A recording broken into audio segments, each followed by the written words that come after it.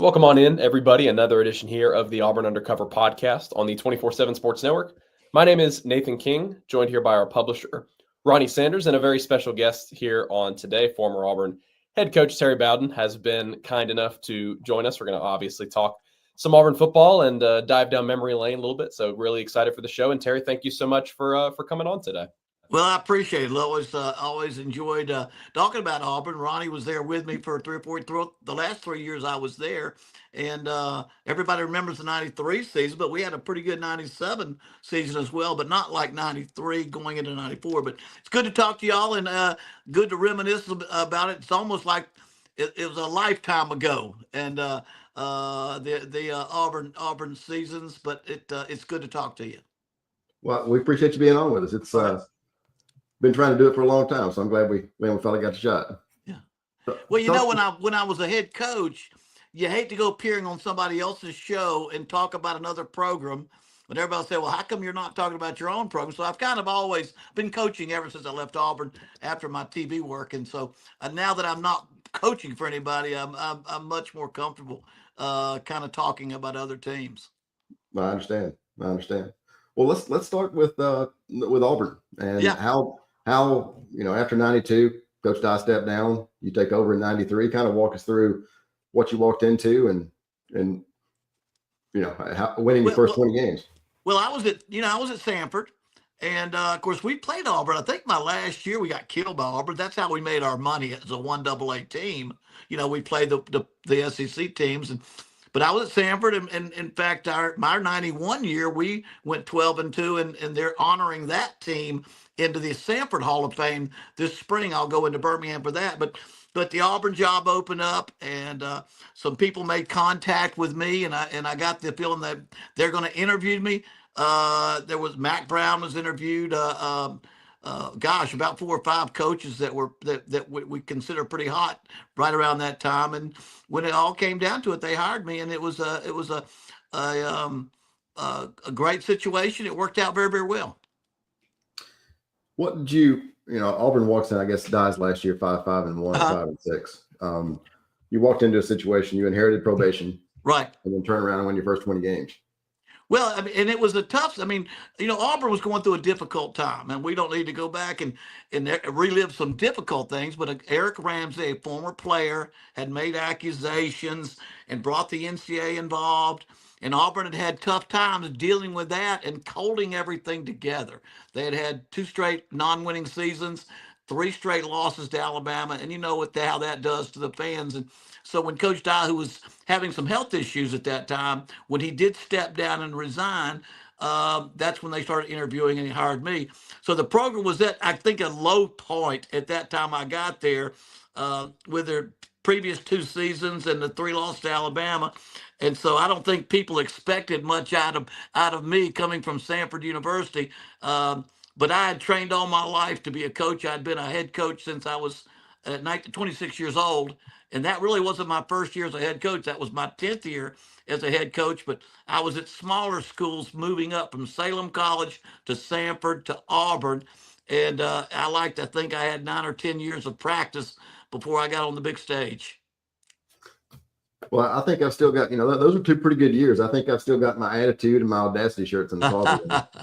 Well, it's funny how things, because obviously going undefeated, you can coach all your life and never go undefeated. My dad was a head coach at Florida State 34 years and West Virginia 6, and he's never had but 1 winning undefeated season. That was his 1999 national championship. And so to go into SEC in my first year as a Division I coach, and I think at that time it was the first coach ever to go undefeated in his first year as a Division I coach. And then for us to go there, the thing was, I can remember in my mind they had won 5 games, and I said, please, if I can just win 6, they won't think they've made a mistake. Just find a way to win 6. But that mentality led us to take every game very, very seriously. From Ole Miss to start with on a Thursday night, to Samford, to Southern Miss, to those games that, gosh, I think we can win this one. I think we can win this one, because I don't even want to think about the ones down the road. And remember, Alabama was coming off a national championship a lot of people don't realize how good the SEC was back in the 90s. Alabama national champion, Florida national champion, Tennessee national champion.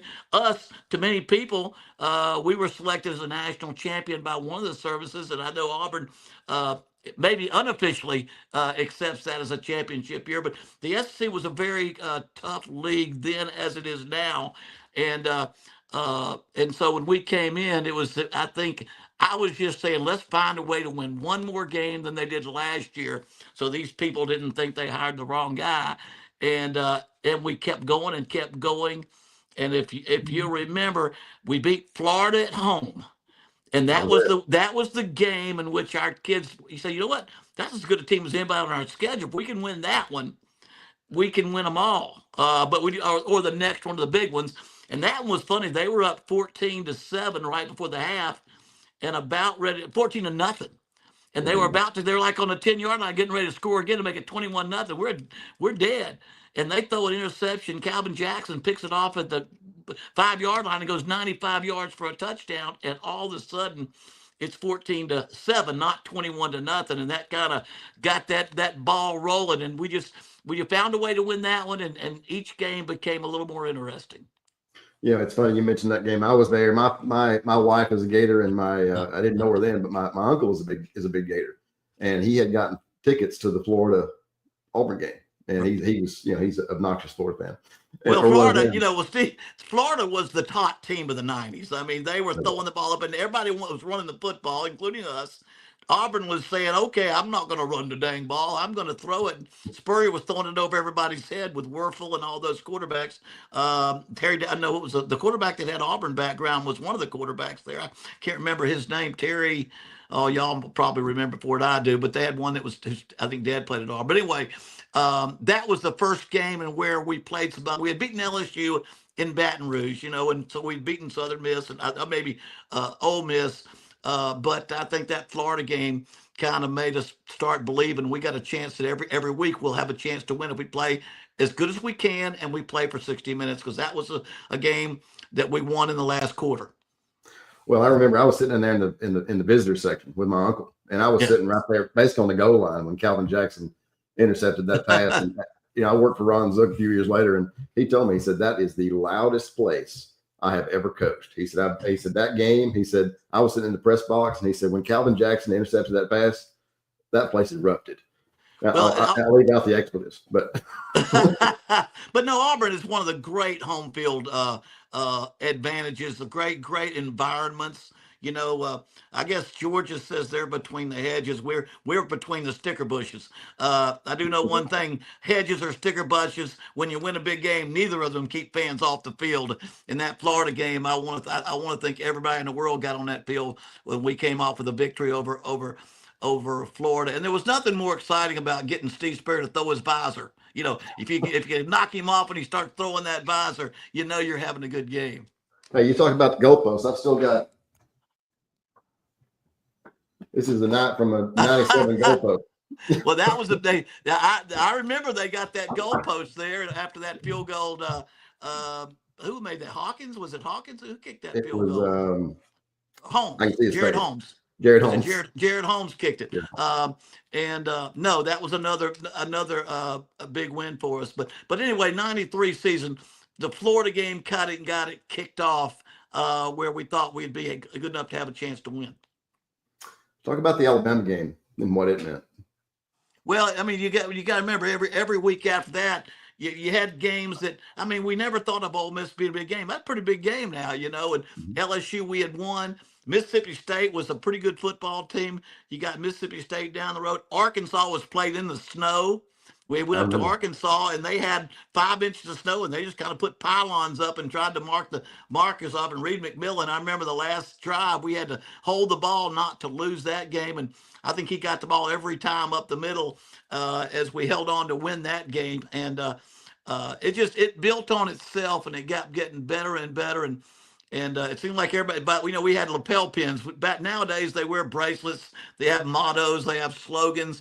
I had gotten lapel pins. I think the bracelets had not become into style yet. And so we had gotten lapel pins that our motto that year was attitude, with a big A and a big U. And I say about after that, later in the season, Mike Hubbard, who was in charge of the Auburn network at that time, he must have made up thousands up because it seemed like everybody had an attitude pin from that season. And I'm sure you remember this, or maybe you don't. It's been a long time ago, but yeah. For those who don't know, I had a family member who had some addiction issues, and I asked you to speak at my high school, and I've still got it framed over here from the newspaper. But then you signed it. I flew up with you and Mike Hubbard on the school plane. Oh yeah. You spoke at Fort Payne High School. That always meant a ton to me, and I always appreciate you doing that. But my dad being a coach all his life, I was raised around the breakfast table of a pretty young good football coach and a good guy, a good man who understood his role and our role as football coaches. We mean a lot more to alumnus, to fans, to people, that there is an obligation that I think when you are the coach of a team, that you represent that university and that school in things like that. And so that was something that I was always taught to do and enjoyed doing it. You don't know, over the 6 years I was in Auburn, how many funerals you went to where the guy got buried in his Auburn uniform or in a replica Auburn uniform, and or a picture of the football team. That you began to realize how big that program is, and other programs obviously, but that to the Auburn fan and the Auburn man, that program it means a lot more than a lot of people imagine. And so obviously when you got a chance to go out and speak and represent the university, you try to do it the best you can. Well, that always meant a lot to me personally. And so I know that it meant a lot to my brother too. We still talk about it from time to time. Talk about, the 89 game was the first time that Auburn had ever played. I'm sorry, that Alabama had ever played at Jordan-Hare Stadium. And the 91 game was in Birmingham. So you're walking in there. It's you got a chance to go undefeated. Alabama's, not bad.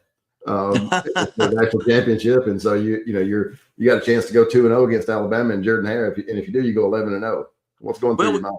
Well, and I got to go back to the game before that, because you played Georgia. Always at Auburn, you played Georgia and Alabama. And after a couple of years, I figured out you can be 9-0 and have saved your career, but you hadn't saved your job yet, because you hadn't played anybody that they consider the teams. You got to beat Georgia and Alabama. And, of course, we had a big win in Athens against Georgia. It's funny how Will Muschamp was a safety on that team, and I thought he played I think he was a walk-on that became a captain, that type of thing. And I ended up hiring him and giving him his first GA job a couple of years later. But we won a big game against Georgia in Georgia. And that brought us home to play Alabama. And again, you mentioned Coach Dye. I think the thing that makes him as iconic as any coach Auburn has ever had is the fact that he was able to bring that game to Auburn. As you know, Alabama expected the game to be in Birmingham. That was kind of their home field, because Birmingham and my family comes from Birmingham, and my dad attended Alabama as a freshman before he transferred to Samford. It's still kind of a Birmingham town, and they're very close to Tuscaloosa. And so when Coach Dye was able to bring that game to Auburn and maybe demand that it come or whatever you had to do politically, I think that really changed the way you perceive both of those teams, at least at that time.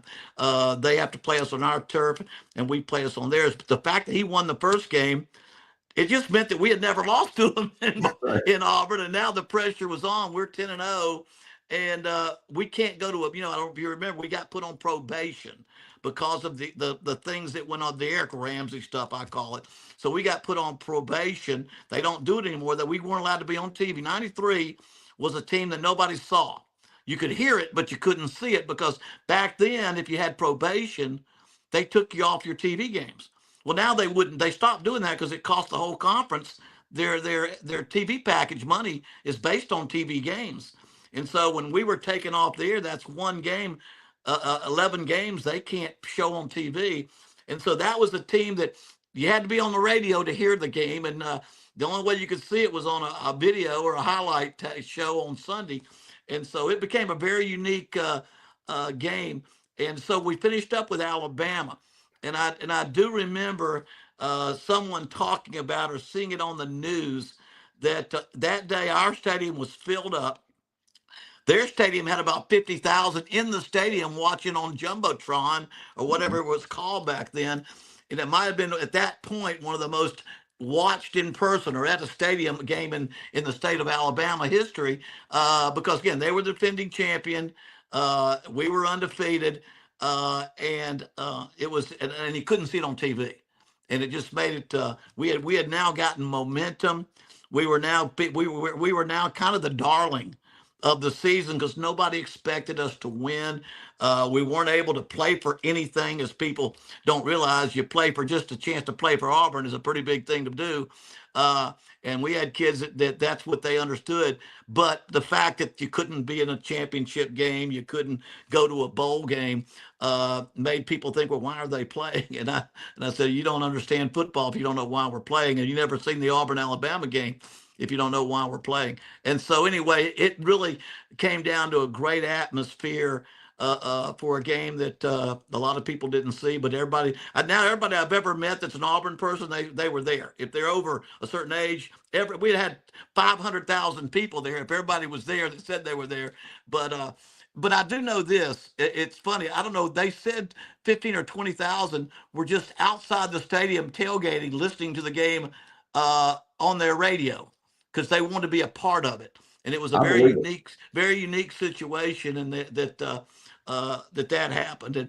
And to be honest with you, we were getting whipped the first. I know we were down. It was a strange.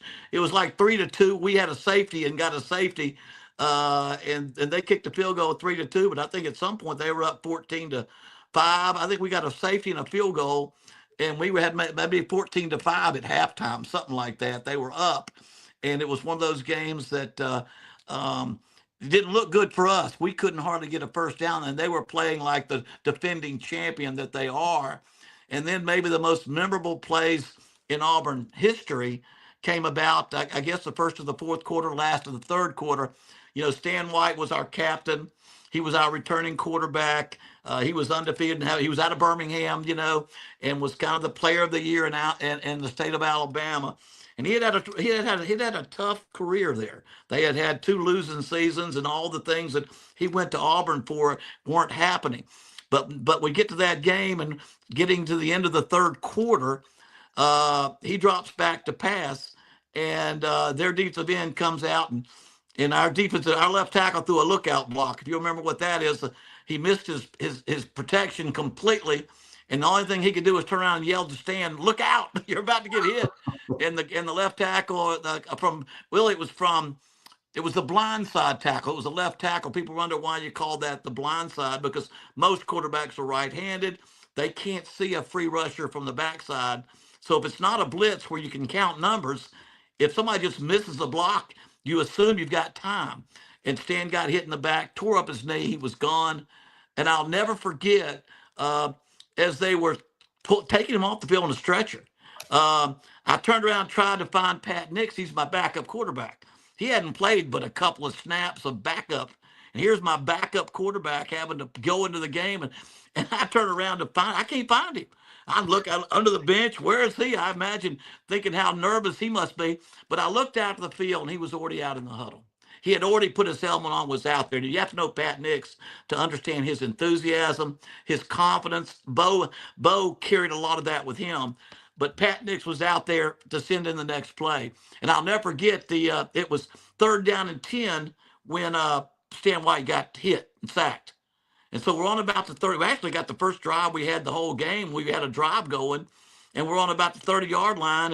Now it's 4th and 14 or 4th and 13. And there's Pat Nix waiting for me to signal a play in, because I called all the plays most of my time at Auburn. And I'm thinking, you know what? We could punt, but Terry Daniels was an All-American punter, if you'll remember him, and he could punt it a mile. He just wasn't really good at half a mile. I didn't need a mile. I needed about half a mile, you know. And I thought, and so I said, I don't want to punt. It's just 30. We're playing pretty good defense, and we may not make it. At least we'll have them backed up. And so I said, let's just throw the football. I mean, if it's incomplete, ball's on the 30, no big. Everybody thought, what a great call. And that was just an easy call. It was like, what else is there to do? 4th and 13 on the 30 going in when you're down. And so I said, I'll just call a pass and see if we can maybe they'll pass interference. and we get the ball down around the goal line. So I remember we had Frank Sanders. He was a pro, big time player, professional football player. He was our flanker. Thomas Bailey was our split end. And the interesting thing about that was Thomas Bailey, we almost always put our flanker to the wide side field, and we always put our split end to the boundary, short side. Well, and the ball's on the hash, so you figure. I mean, Pat Nix, the one thing he didn't have was a real strong arm. He was accurate. He was a great decision maker and a great leader, but didn't have the strong arm. And there's Frank sitting out there to the wide side of the field, and you know who's guarding him? Antonio Langham, first round draft pick, number one probably cornerback in the country, is sitting out there on Frank Sanders, was one-on-one with him the whole game, followed him everywhere he went. So when I called the formation, I flipped to my call and I put Frank Sanders into the boundary. Because it's a shorter throw for Stan White. I mean, for Pat Nix, he didn't have to make that long throw across the other hash to the other sideline. I said he could make this shorter throw on the boundary. And I can remember Frank Sanders, and my brother Tommy was my offensive coordinator. He's up in the press box talking to me. And so Frank late runs across the field to go into the boundary because we changed the formation. And you see Antonio Langham coming across. And at the last minute, he just pointed to the other cornerback. You take him, I'll stay out here. And so I forget the name of the other cornerback. He was pretty good, but he wasn't Antonio Langham. So there's Frank Sanders on the boundary against their second best corner, and there's only two of them in the game.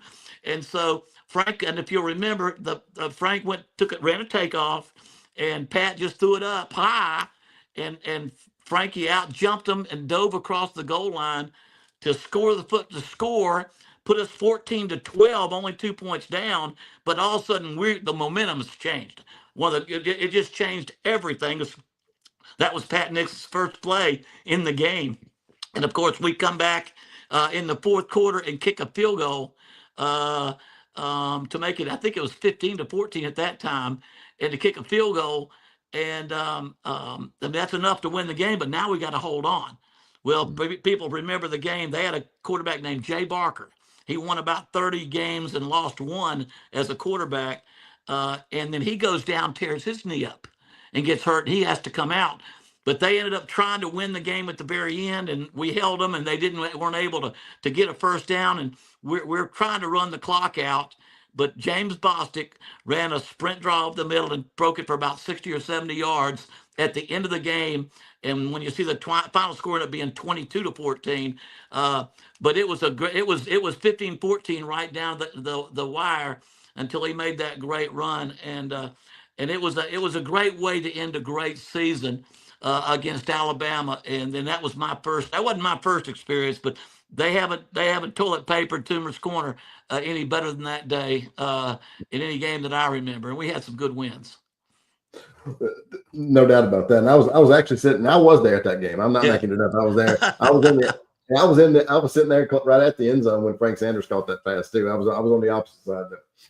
Well, it's good. I'm reminiscing here. It's been a long time. People don't. I mean, that's a whole different life to me. But it's good to think back because that's a special year because of what Auburn had gone through the previous couple of years, and Alabama just thought they owned the state. They owned the state, and we beat them that year. And all of a sudden it became the Auburn year, And I remember was it the Johnsons? What's the bookstore in Auburn? I hate to say how could Johnsons. Yeah, and I went in there and I went to church with the son, and the dad was there crying. I mean, he had tears in his eyes, and he was saying, "Well, you don't know how much this store in this town meant winning that game because things had been gloomy." When you don't have winning season, he said, we made our year for what all we sold the last couple of weeks or for the entire season as we won. But it was a great atmosphere and a great day. And again, I've never enjoyed Toomer's Corner or toilet paper, the tree out there as much as I did that game. Now, the same year your dad won a national championship.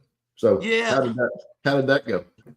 Well, Dad lost a game. He lost to Notre Dame in about the 8th game or 9th game of the season. And so he had killed his chances to play for a championship, except Notre Dame went out against Boston College the next week and lost. So he moved ahead of them. you know. And so when the season was over, we were the only undefeated. In fact, Nebraska was the other undefeated team. And so, but Dad had one loss at Florida State, and we had none, and we were in Nebraska. Well, he ends up beating Nebraska in the Orange Bowl. It left us to be the only undefeated team, and I was there because we could not go to a bowl. But again, he ends up winning the national championship. And if you ever thought there was anything that would teach you humility or to be humble, here I am as a 36th youngest head coach in the country. I'm the first head coach ever to go undefeated in his first year Division I coach. I'm the unanimous consensus national coach of the year.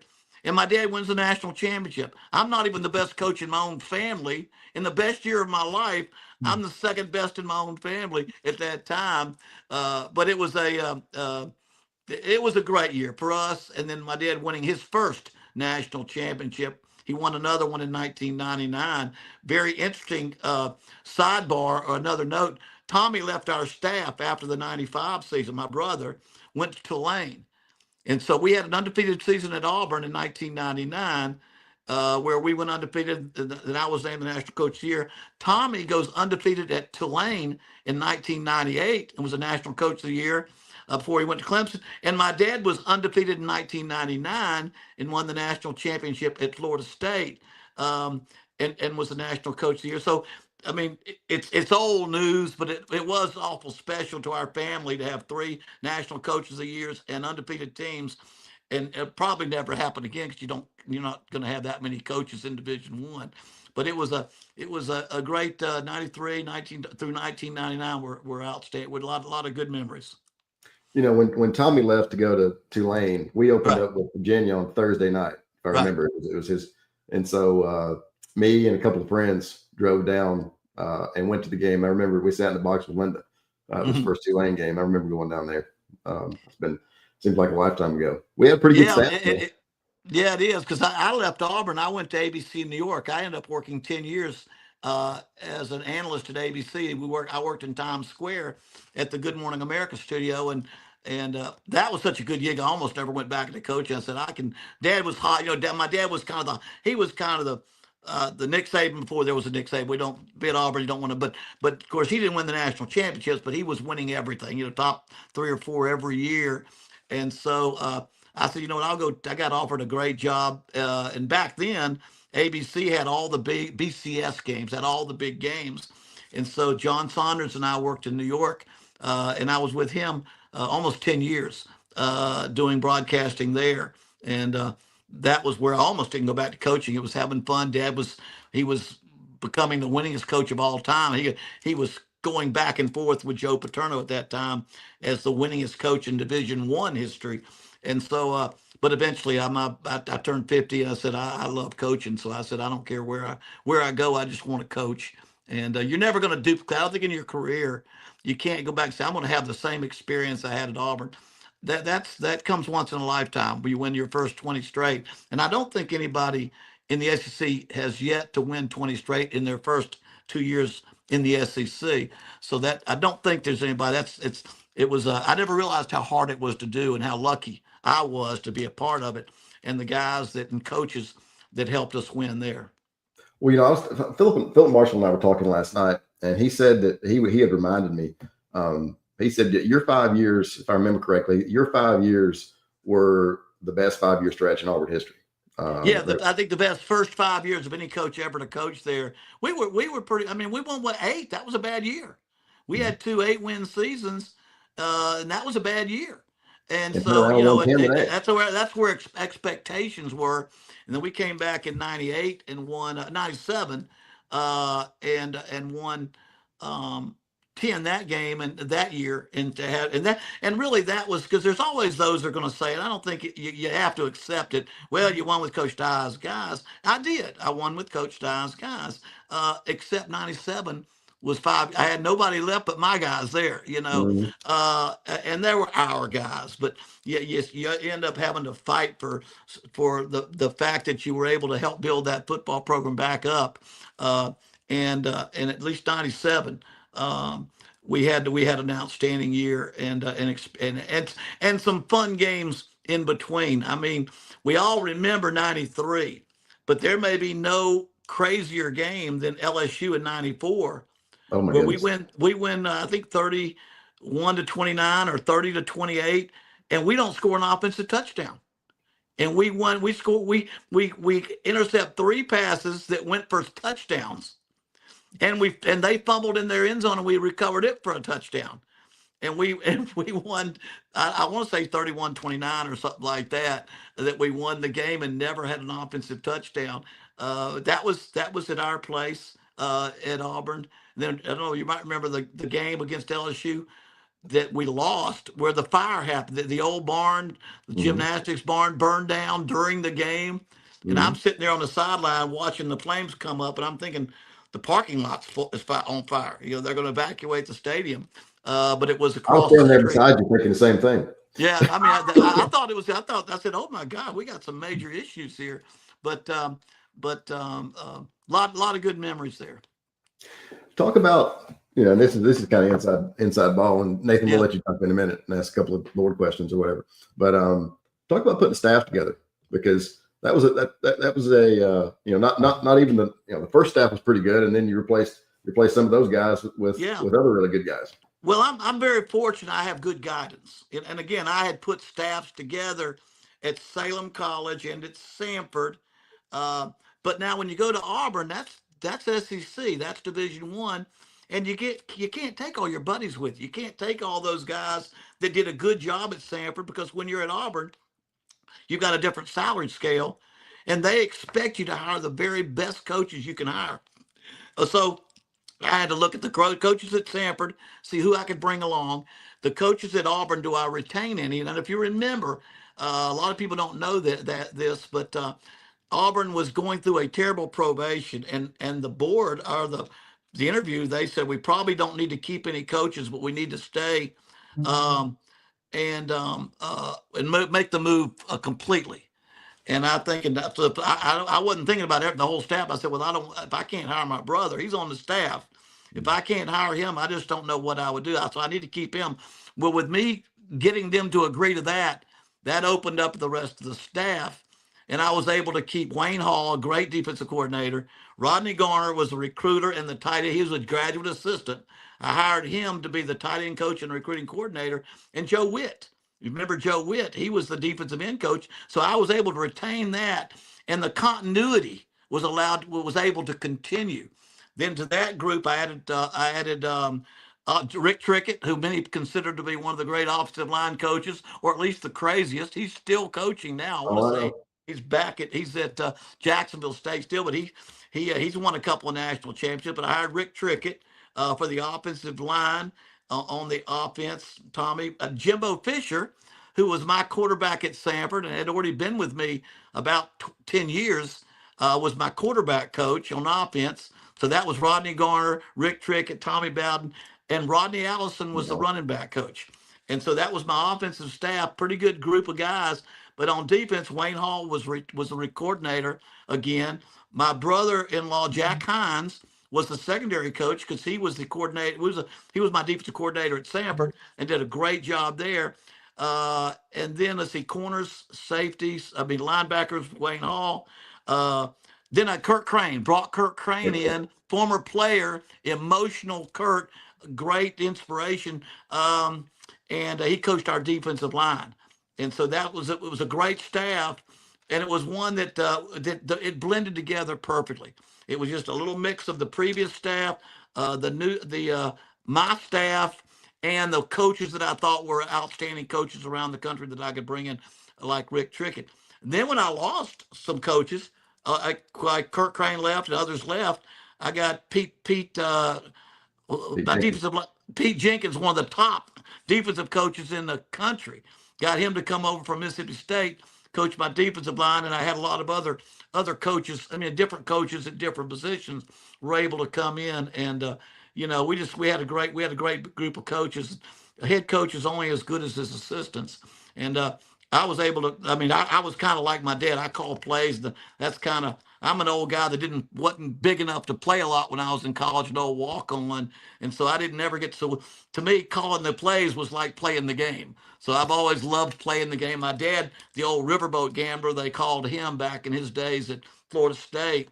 Taught me a lot about calling plays when I was with him, and so I had some great coaches, and we had some that helped us in every phase of the game. Nathan? Yeah, we've got some questions on our message board. Okay. We're really excited to have you on and send some your way. So, question here is, what was it like recruiting against Alabama? You mentioned how fierce that rivalry was, and how good was your staff, and I guess how fierce were those battles to get guys in state? Well, I think what they're asking is the same question that Spurrier used to. Are their scholarships worth more than Alabama? Well, when you're recruiting against Alabama at that point, we're recruiting against the defending national champion. And in our state, whether we like it or not, the name of the state is on their hat, not on ours. And so people that don't go to college, Alabama, that just, you tend to have more. And they have a storied history. And so, and here I am so young, and they've got Gene Stallings, who played for the Bear, who was, Gene Stallings talk like Bear. And so they had just won a championship. But you know what happened? We had some young coaches that got after it. And Rodney Garner was our coordinator, and he's still one of the top recruiters in football. But we go down to Mobile, where Alabama's kind of dumb. They got some big hitters down there. And we go in there and pull out Willie Anderson, top lineman maybe in the country. We pull him out of there. We pulled Damian Craig out of there, who went on to become one of the best quarterbacks I've ever had and won at Auburn. And then Jesse McCorvey was the top one. He was the tight. He didn't play quite as much. Remember Jesse? I don't know if you remember. He was a big 250-pound tight end, and he was wanted by everybody. And so when we pull those three out of there, then is it Marcellus Mastella from Gadsden? He was one of the top recruits in the country as well. And we were able to pull him out. And really, I think people were afraid because I had been at Salem and Sanford that we couldn't go out there and go head to head with Alabama. And we went out there head to head with them on the top guys in the state. And I don't know that we came out on top, but I'm pretty sure we came out a little bit ahead in that first year. That was before we went undefeated. Now, that was before that undefeated season. So these guys are the ones that had to buy in to the future of our program. They had to buy into Auburn, and not all of them were. Some of them were Alabama fans, and not necessarily Auburn fans, but we had coaches on them pretty good, and so that really set the stage for, hey, we can still recruit and we can go out there and recruit.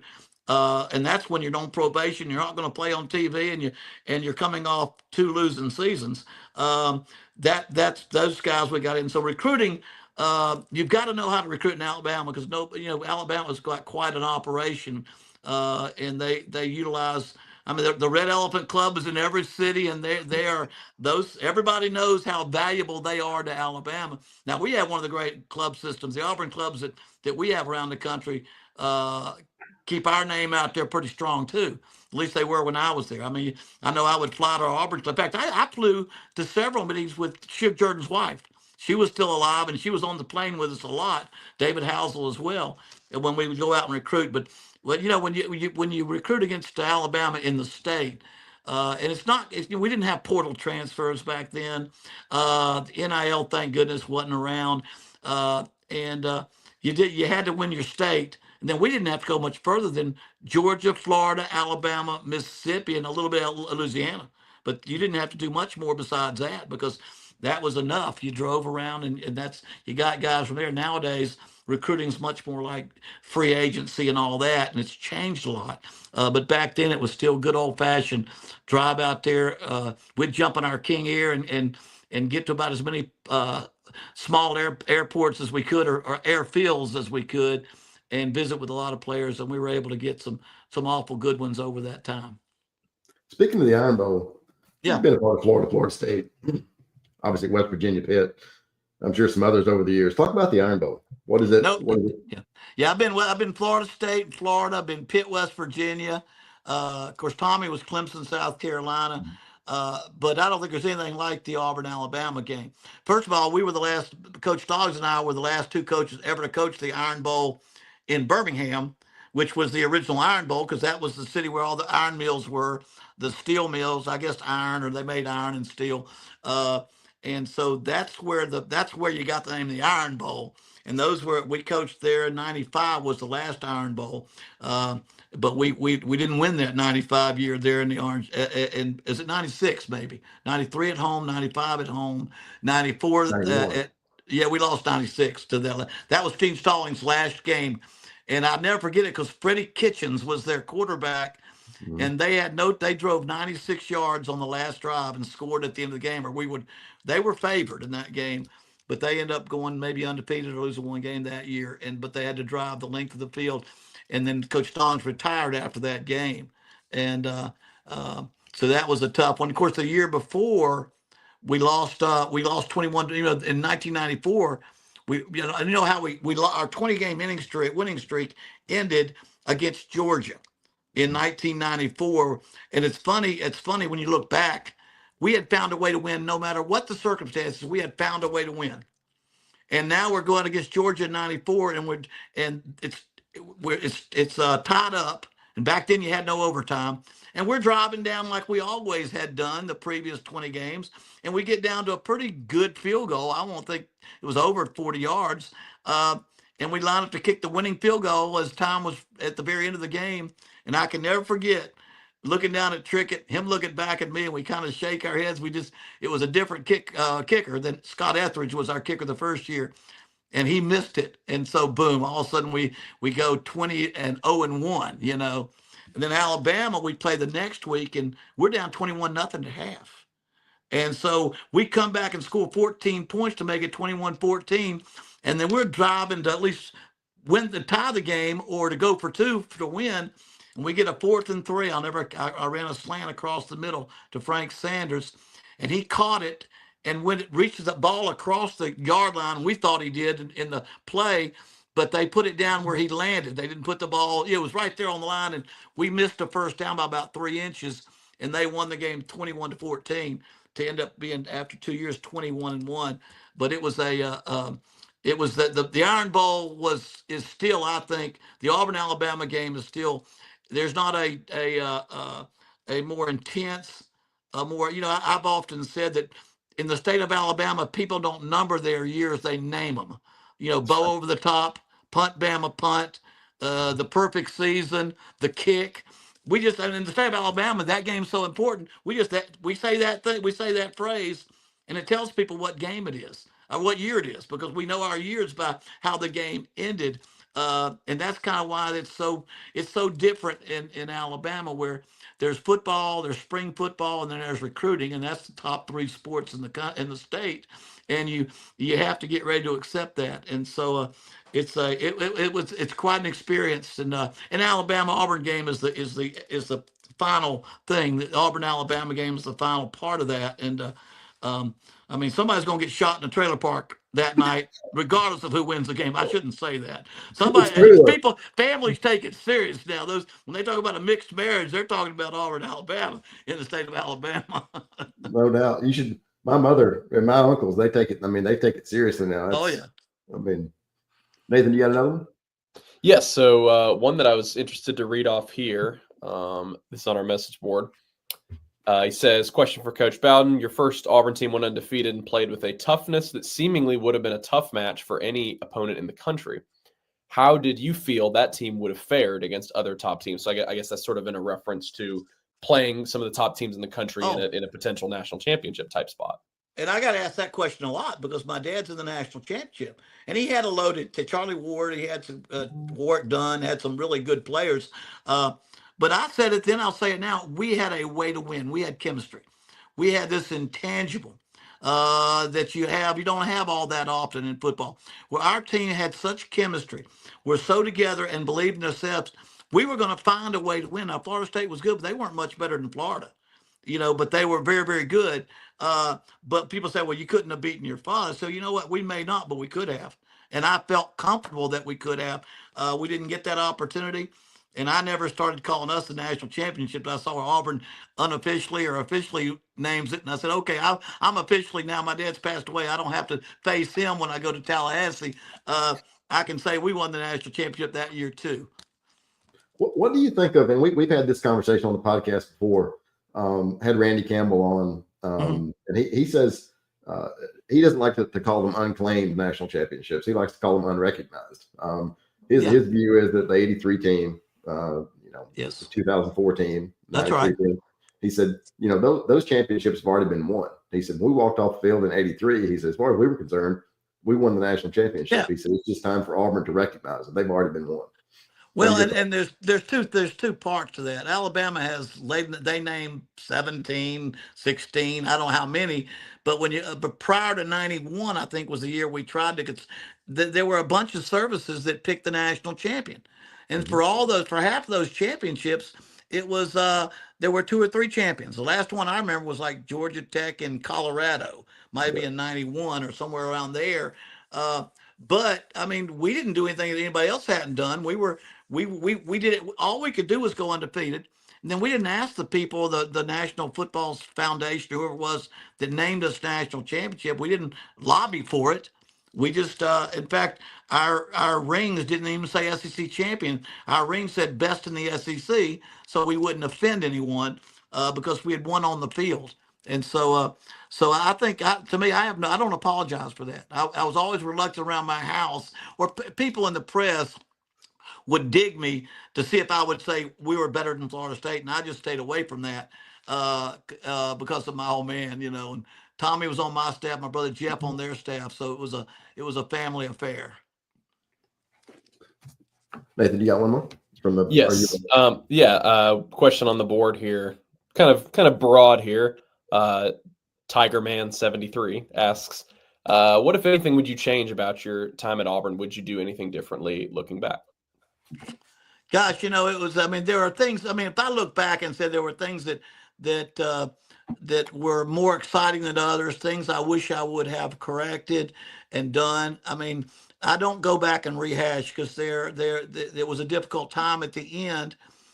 Except now in time, you look back and you remember the good times. I mean, I don't know. I wish things could have ended better. For those who were a part of it, it's hard to say this shouldn't have happened or that should have happened.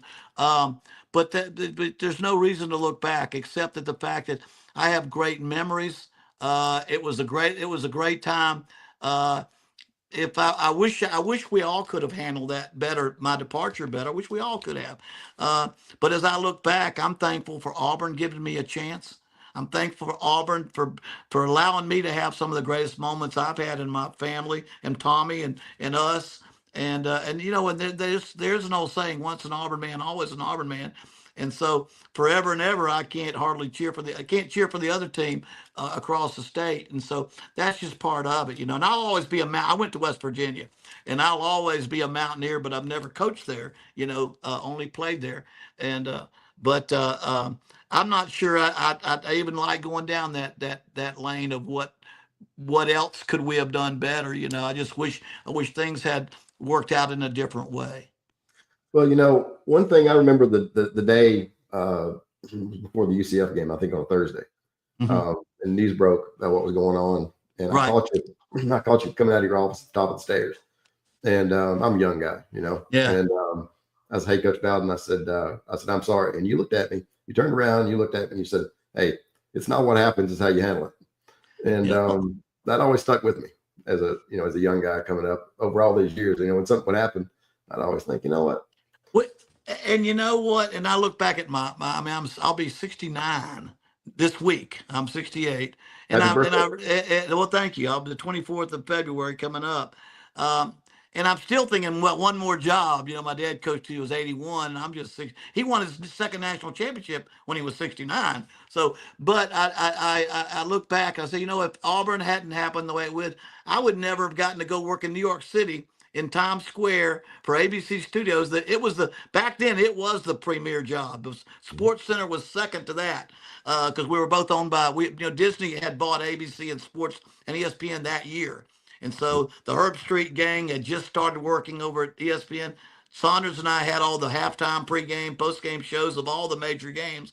Then we would go to the championship game site and we would do the pregame, halftime of all the BCS bowl games and do that one. So it was I would never have experienced that and been able to take my kids to New York. And I mean, they watched the Macy's Day Parade in the second floor of the Good Morning America studio, and very few kids can do that. So as I look back at life, I said it's all how you and that's one of the sayings. I didn't make that saying up, but it's all about how you handle something. It's all about how you handle a situation. Just like a quarterback throws an interception, what are you going to do now? What are you going to do now? You going to think about that, or you going to put it behind you and go ahead and go out and win the game?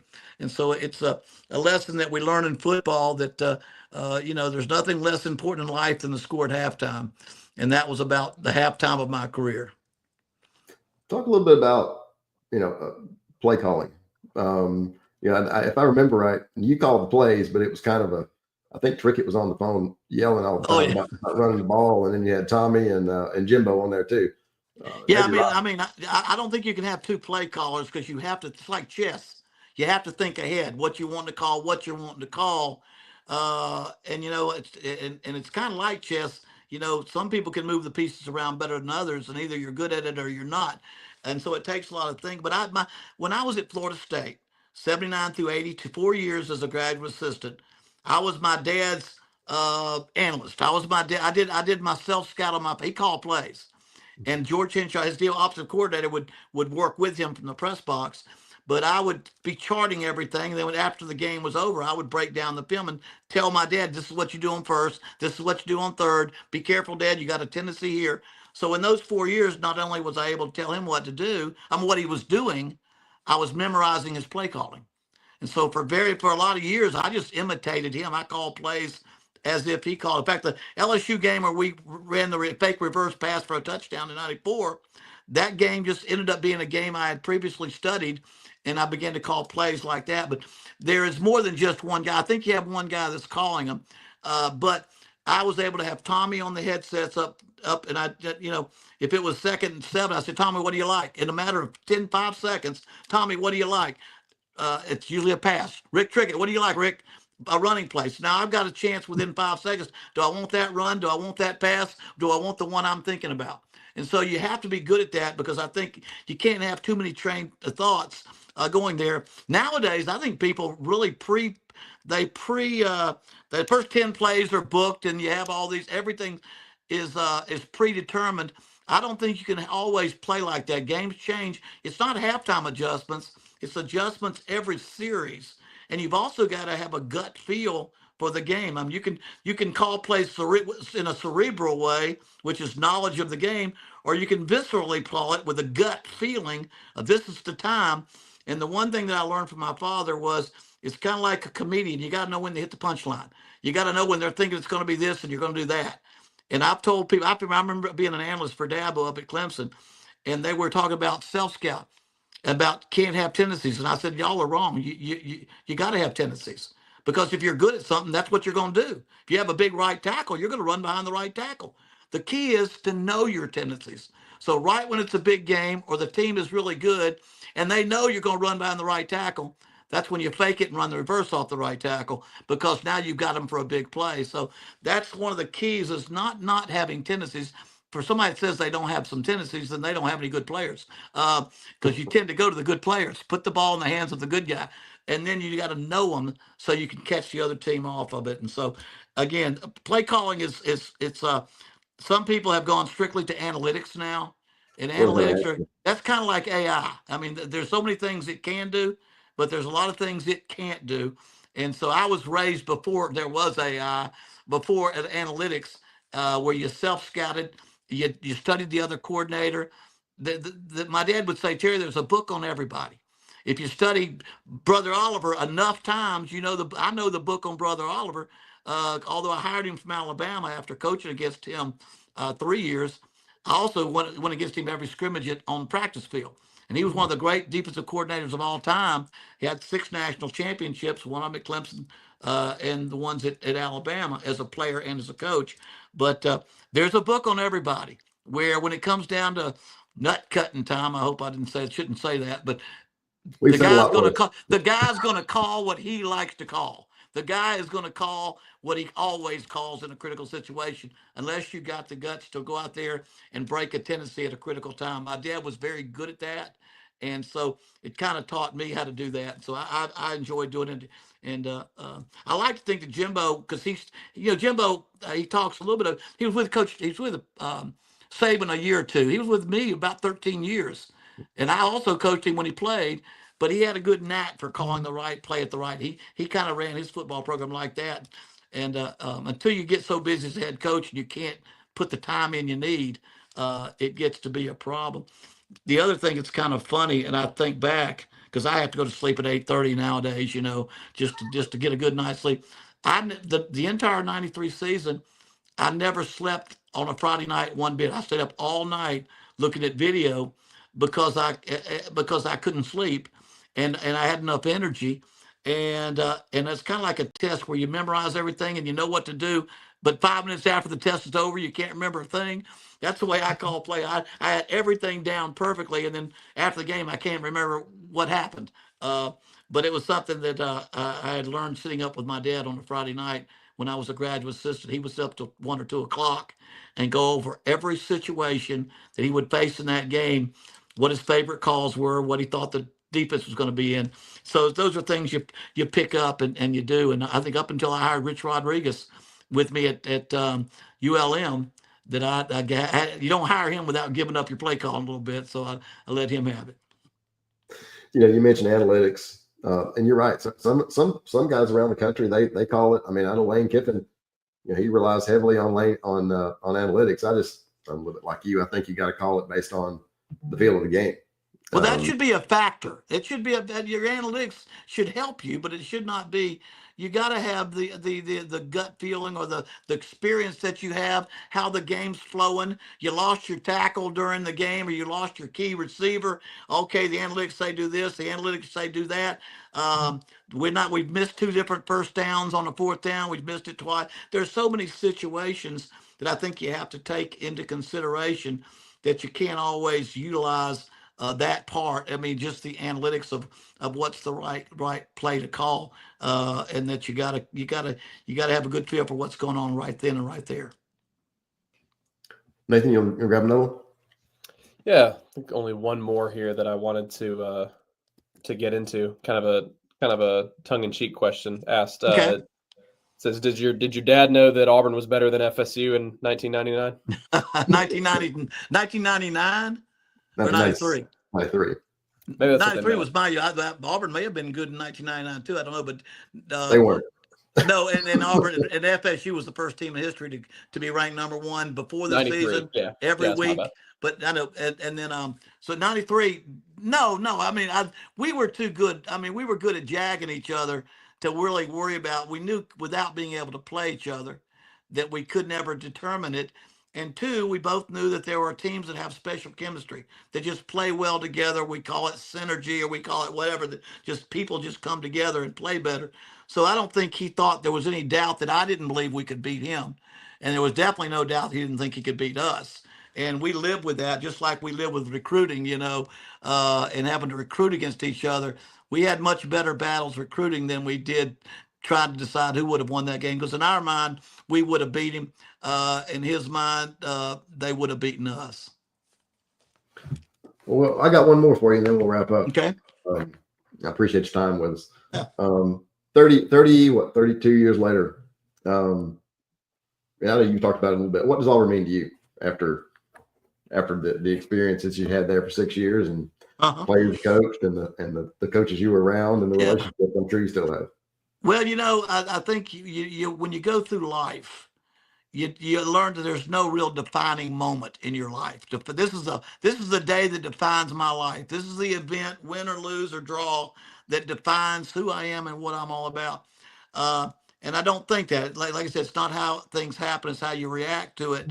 But I would say that if there was ever a time in my life that to other people it defined my life, it was 1993 and a pass by Pat Nix and a game win there. And so no matter where I've gone, now I've coached at 6 different universities. And the one thing that made ULM so difficult, everywhere I've gone, we've turned the program around and won. Then I got a new AD at ULM, and he decided to go a different direction. And that happened to my dad. We didn't get to turn that one around.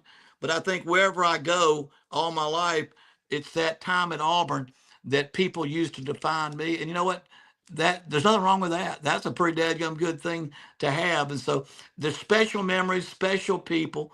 And the older I get and the more I appreciate. I wish, as I've always coached or been on TV, and I've never gotten to go back for the 20th anniversary or the 30th anniversary, because it's never. I've been in the business. I didn't retire, and so there was never a chance. And some people say, well, he never comes back for a reunion. I've been somewhere else coaching, and you don't have. My dad never went back to a West Virginia reunion while he was coaching either. So that's just part of it. But it's a special place. I love the town. And I love to have a little cabin out on Lake Martin, and I miss Lake. My kids, last year we went down in the summer and spent the summer. I think it was the 20th anniversary of the last, or 2 years ago, of our '93 season. We went down and stayed on Lake Martin where my children grew up. And so I often said I miss Lake Martin as much as I do miss Auburn, the city. But I don't recognize Auburn hardly anymore. It's changed. It's gotten so big. And I went down and visited Tom Haley, who is still building houses and building stuff around Auburn. And I don't think I could get around that school if I had to. Back when I was there, we still had the bubble practice field that we couldn't use. Never did I ever practice there because it couldn't be used. Right. And everything was, and the facilities were at the end of their life, and now they've changed everything. And so but it was special. It was a special time back then. Well, Coach, we appreciate you being with us. Well, I've enjoyed it. Thank you for having me. Thank you so much. Hope everybody enjoyed it.